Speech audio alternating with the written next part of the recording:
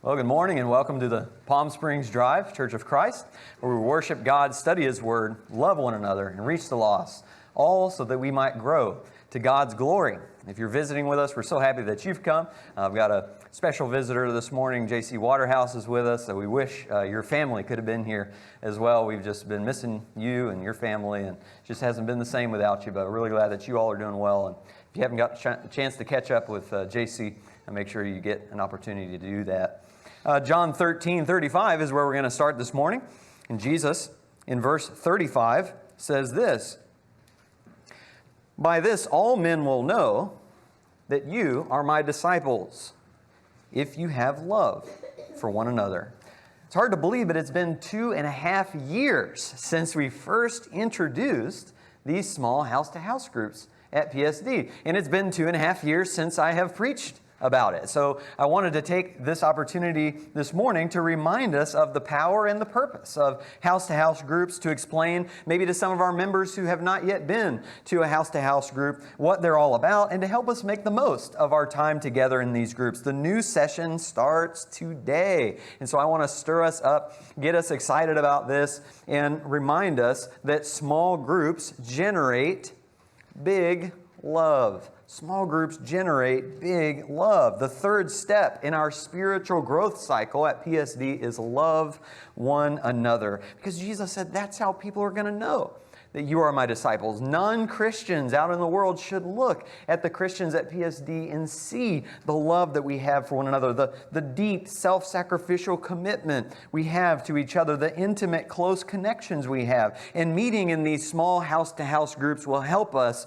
accomplish that kind of love. In fact, it helps us in ways meeting together as a big group in this building does not. There are fantastic things about worshiping here together in the big group, but sometimes big groups can hinder big love.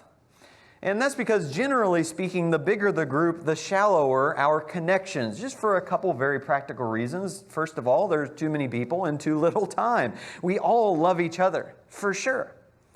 But when you do the math and you add up, say we have maybe 10 or 15 minutes before worship services, and then there's a 10-minute break, and then there's a 15-minute break, and then whatever time you have after worship services, maybe about an hour to talk to each other, which an hour kind of sounds like a lot, but when you have to divide your attention and your conversation between 142 members, or maybe more realistically like 75 during the COVID restrictions, that's still a lot, and it's going to cause our relationships to feel sometimes like they're a mile wide, but only an inch deep.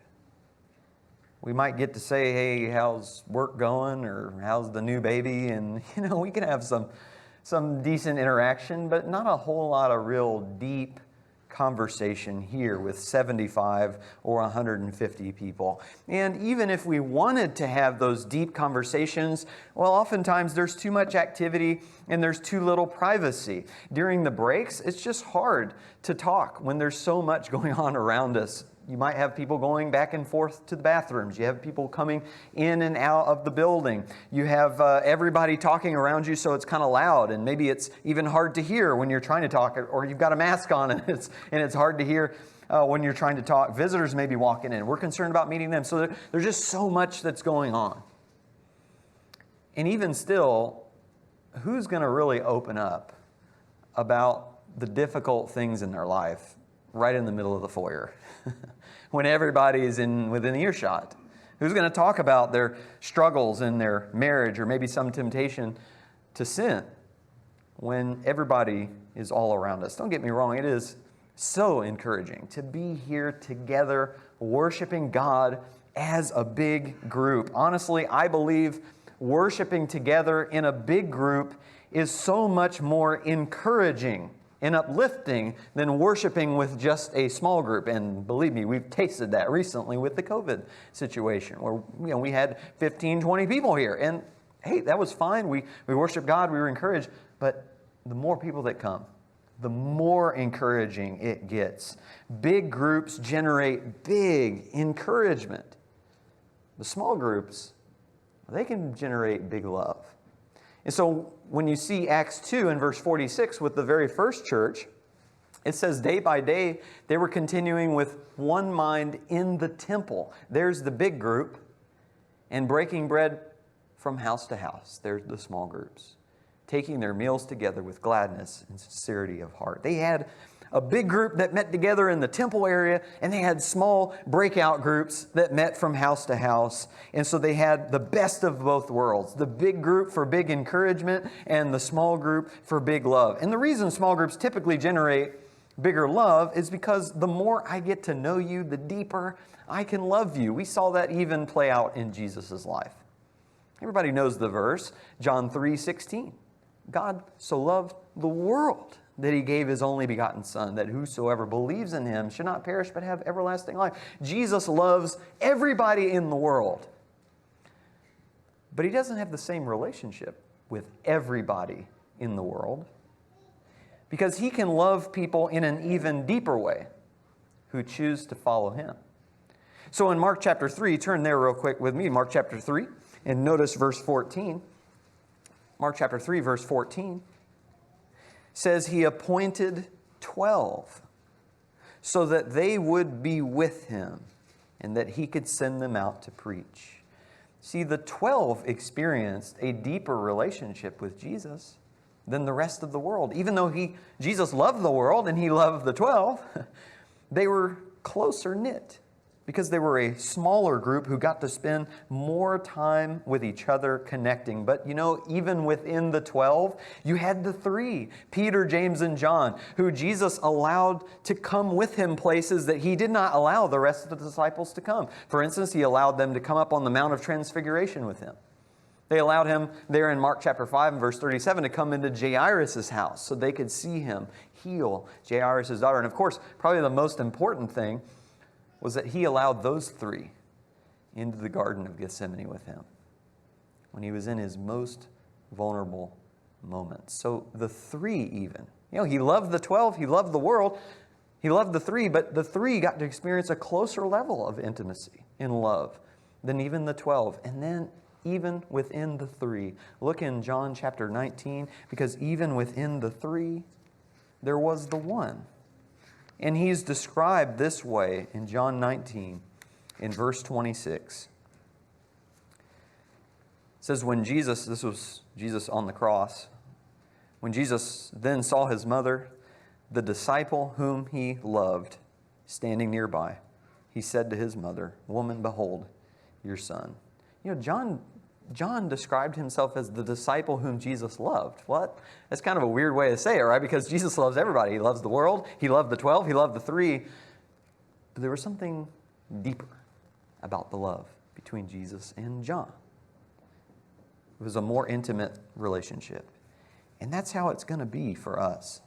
We can absolutely love the 142 members here at PSD. We can love our visitors as well.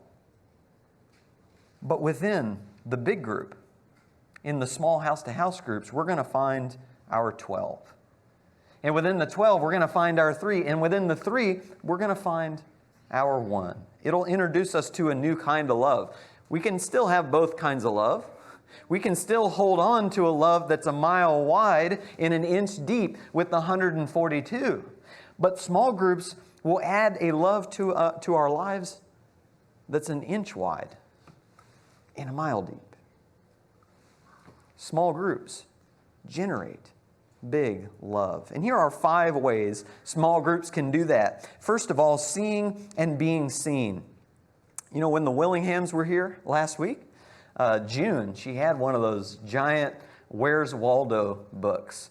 And she asked me to help her find Waldo, and I'll just tell you, I was not much help at all. I thought for sure I had looked at every face on that page, and I just couldn't find him. And I'll just be honest with you, I think I like the social distancing version of Where's Waldo much better.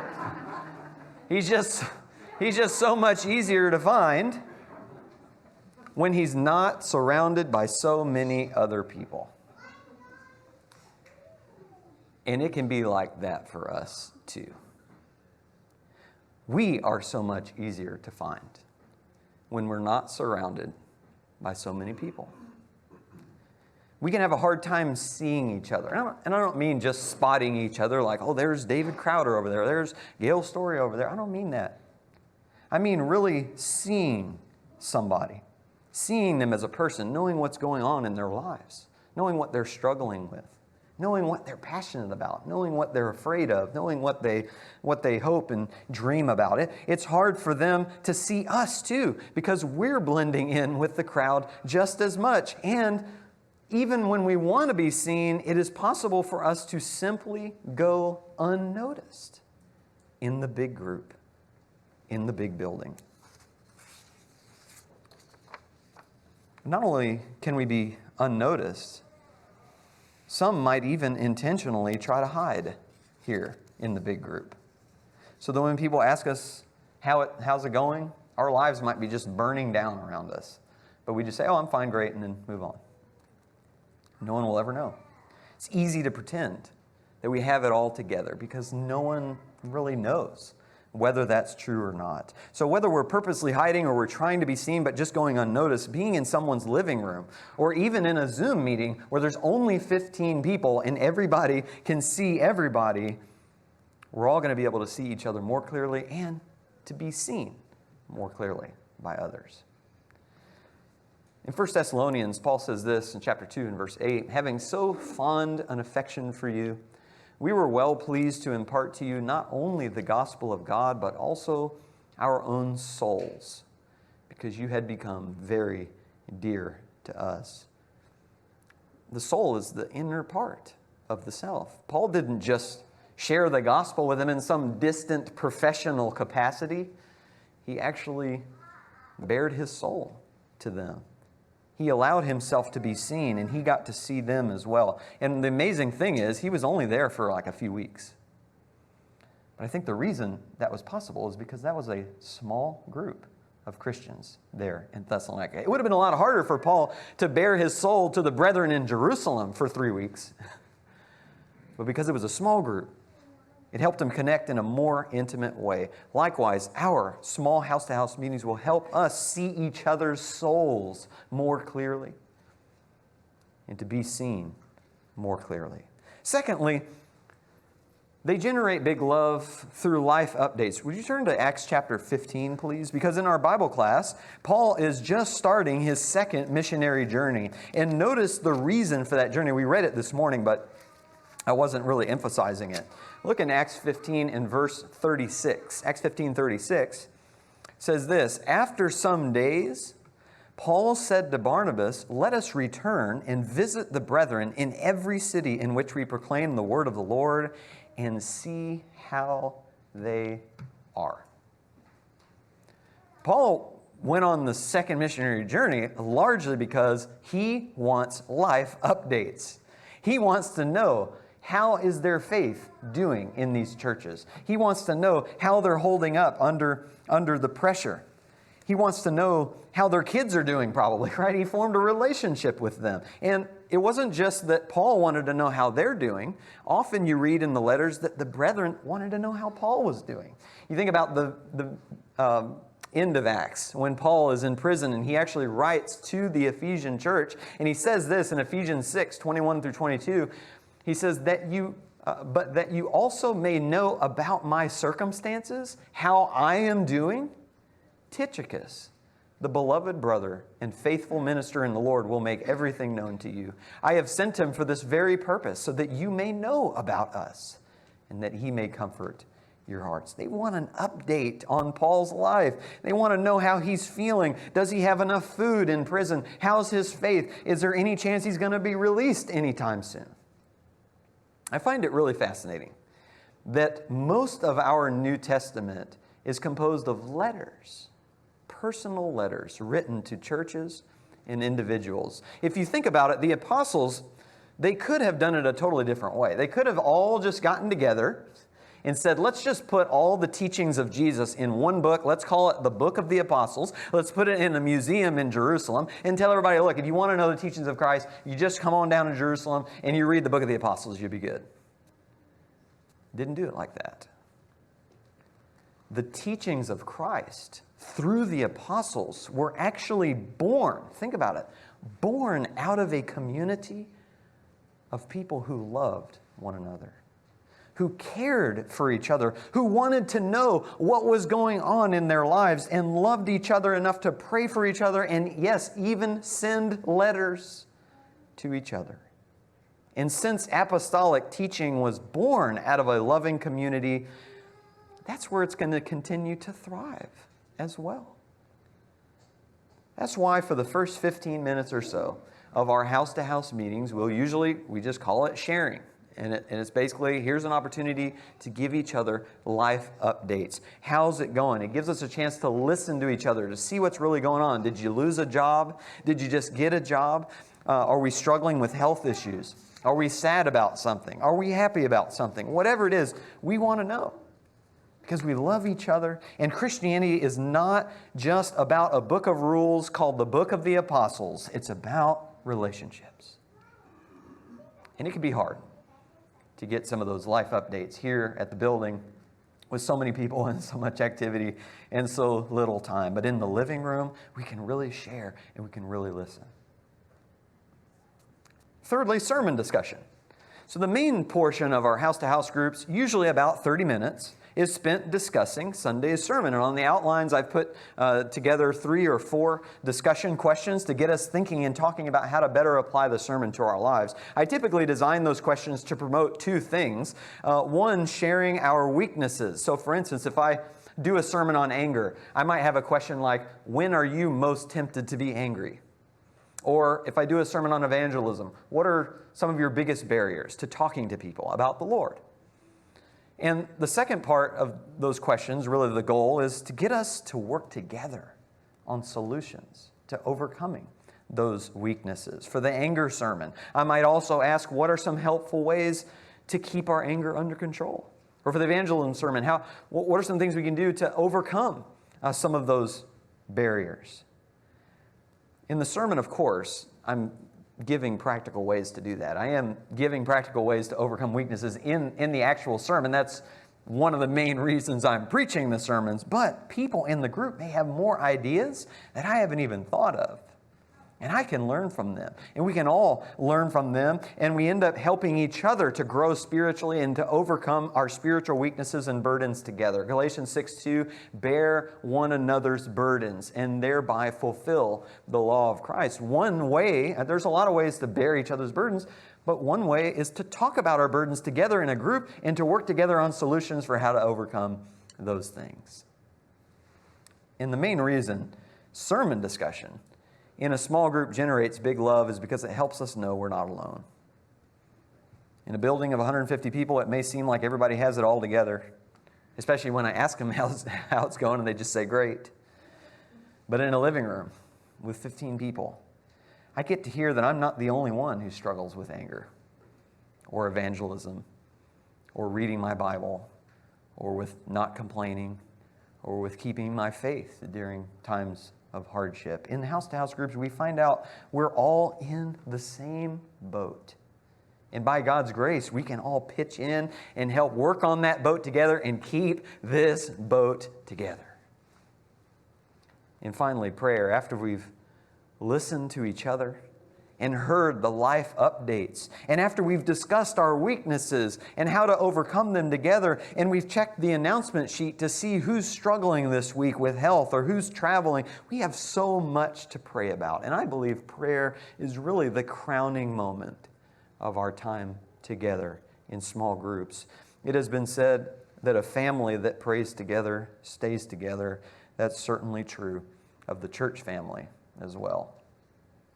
Acts 2, verse 42 says the early church was continually devoting themselves to the apostles' teaching and to fellowship and to the breaking of bread and to prayer.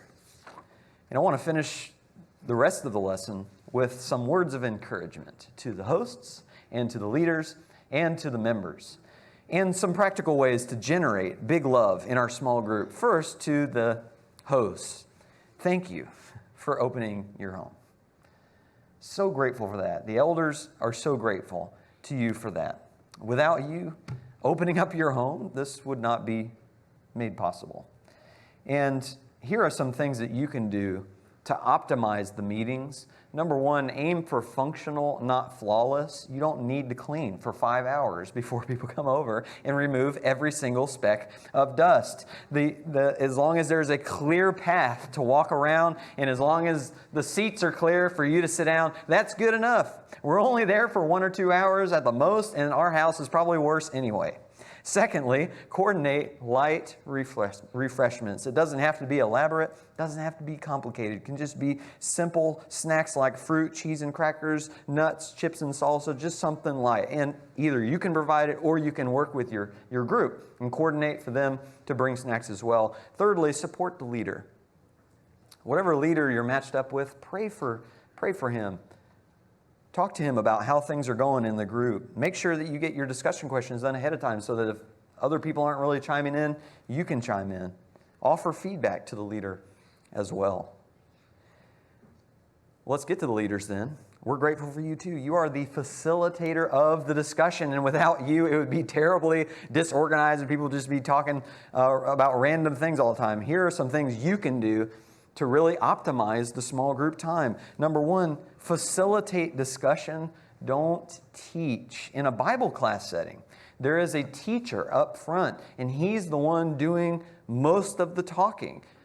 That's not really the vision that the elders have for these house-to-house groups. It is not your job as the leader to do the talking while everyone listens to you. It's your job to get people in the group to talk to each other. That's why we encourage the small groups to sit in a circle, and the leader needs to be a part of that circle. Because if you sit the leader up front and everybody else in a U shape around the leader, they're all going to think this is a Bible class, and they're all going to be looking to the leader and even directing all their answers to the leader. But that's not the goal. The goal is to have a group discussion. Secondly, manage time well. The elders do not want to make these groups too robotic and formulaic, but they do know if our time consistently goes over 1 hour, people's schedules aren't going to be as accommodating. So the goal is to keep it to 1 hour, and at the very latest, 1 hour and 15 minutes. And that means as the leader, you want to help move us along through those discussion questions. If we're taking way too long on one question, it's time for you to step in as a leader, say, thanks, those are fantastic comments. Let's move on to the next question. Manage time well. Thirdly, embrace the silence. Tim and I have talked about this a lot because it's hard as a group leader to ask one of the discussion questions and then hear crickets.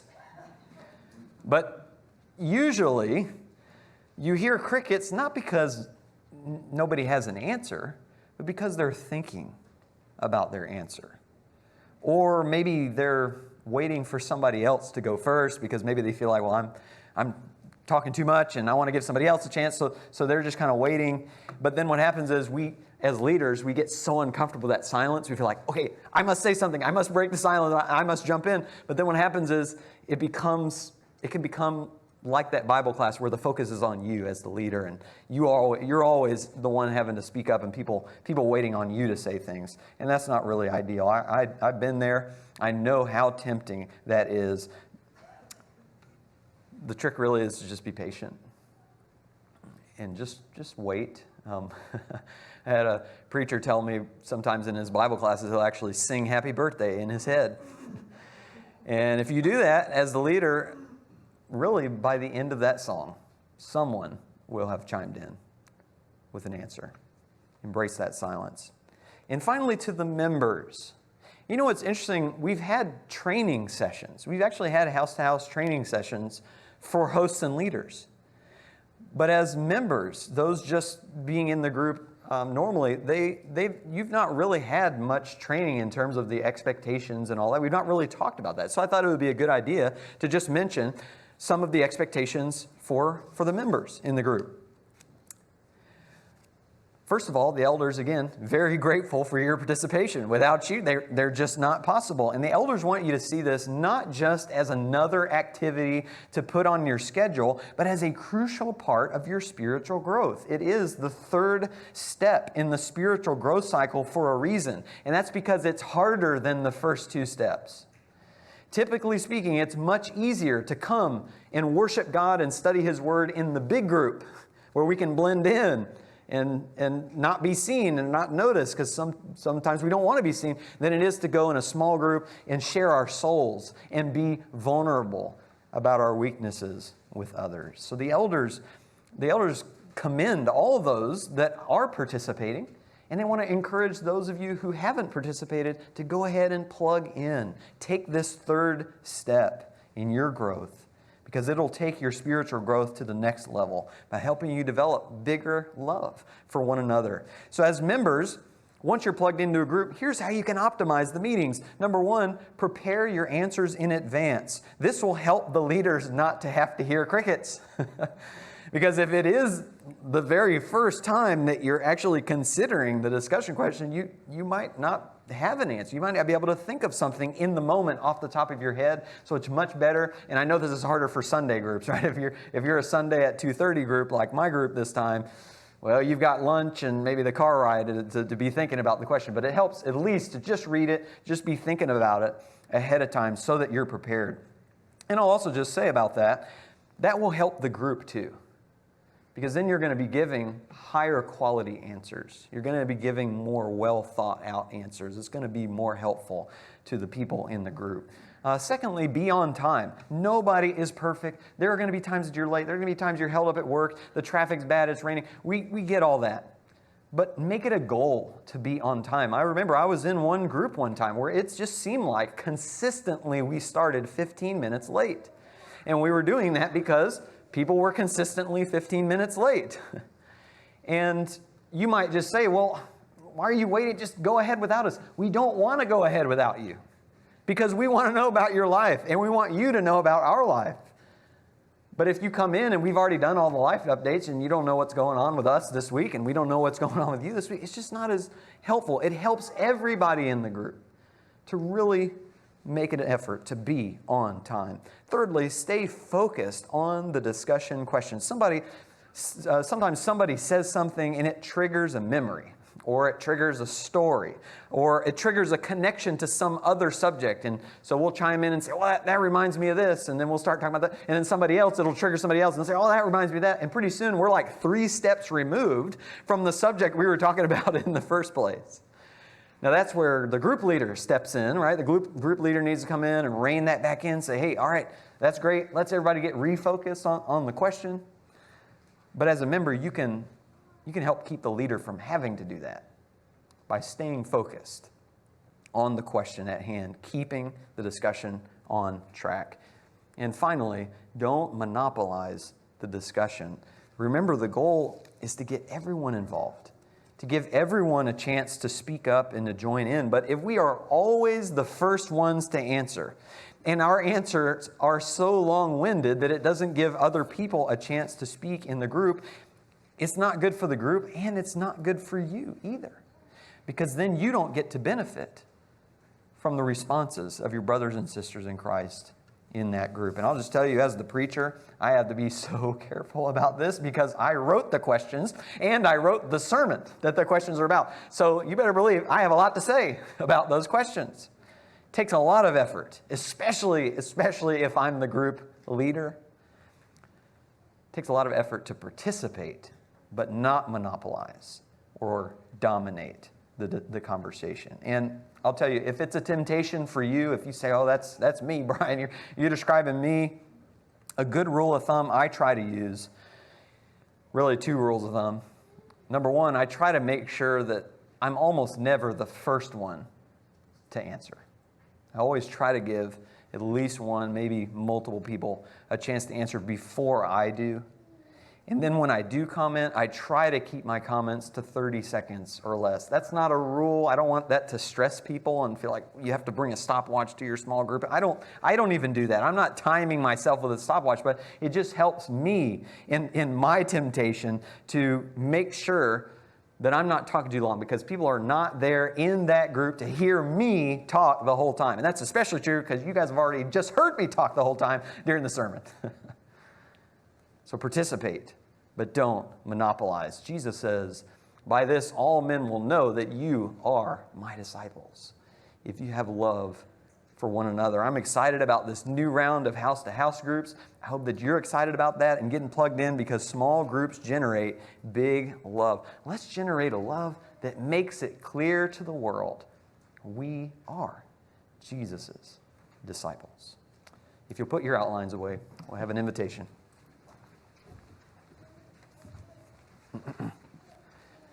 If you're not a Christian, it is certainly true